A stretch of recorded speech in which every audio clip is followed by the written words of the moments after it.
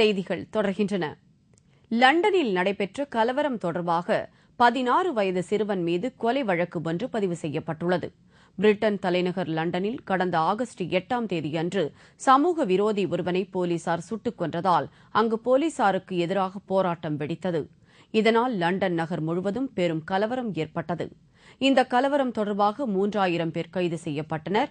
1200க்கும் மேற்பட்டோர் மீது வழக்கு பதிவு செய்யப்பட்டது. அப்போது மேற்கு லண்டனில் இலாயிங் தெருவில் வசித்த 68 வயதுடைய ரிச்சர்ட் பவுஸ் என்பவர் தெருவோரம் படுத்துக் கொண்டிருந்தபோது 16 வயது சிறுவன் தாக்கியதில் அவர் அந்த இடத்திலேயே மரணமடைந்தார்.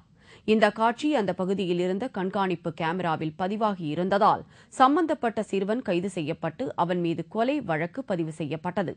கைது செய்யப்பட்ட அந்த சிறுவன் பெயர், ஊர் பற்றிய விவரங்களை போலீசார் தெரிவிக்கவில்லை.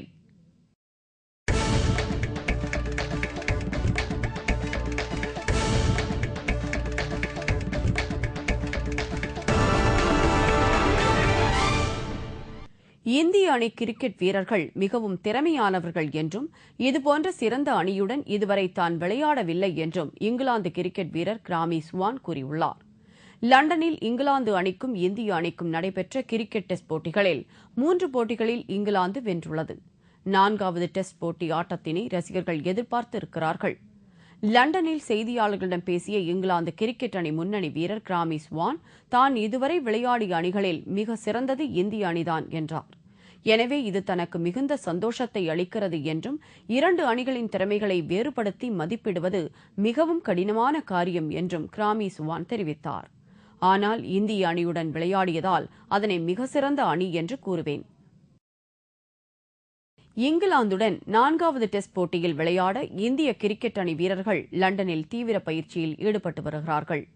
இங்கிலாந்திற்கும் இந்தியாவிற்கும் இடையேயான 4வது டெஸ்ட் கிரிக்கெட் போட்டி நாளை லண்டனில் நடைபெற இருக்கிறது.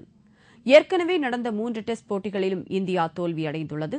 இப்போது நடைபெற இருக்கும் 4வது டெஸ்ட் போட்டி இறுதிப் போட்டி என்பதால் லண்டனில் உள்ள ஓவல் மைதானத்தில் இந்திய கிரிக்கெட் அணி வீரர்கள் தோனி, சச்சின் டெண்டுல்கர், வீரேந்திர சேவாக், விராட் கோலி ஆகிய வீரர்கள் தீவிர கிரிக்கெட் பயிற்சியில் ஈடுபட்டு வருகிறார்கள். இந்திய அணியின் முக்கிய விளையாட்டு வீரர்கள் இந்த டெஸ்ட் போட்டிகளில் பங்கு பெறாததால் இந்திய அணி பலவீனமாக உள்ளதாக கருதப்படுகிறது. இத்துடன் செய்திகள் நிறைவடைந்தன. தலைப்புச் செய்திகள் மாலை 6 மணிக்கு. உங்கள் பிரச்சினைகளுக்கு உடனடி தீர்வு காண 30134600 என்ற கேப்டன் டிவியின் தொலைபேசி எண்ணை தொடர்பு கொள்ளுங்கள். வணக்கம்.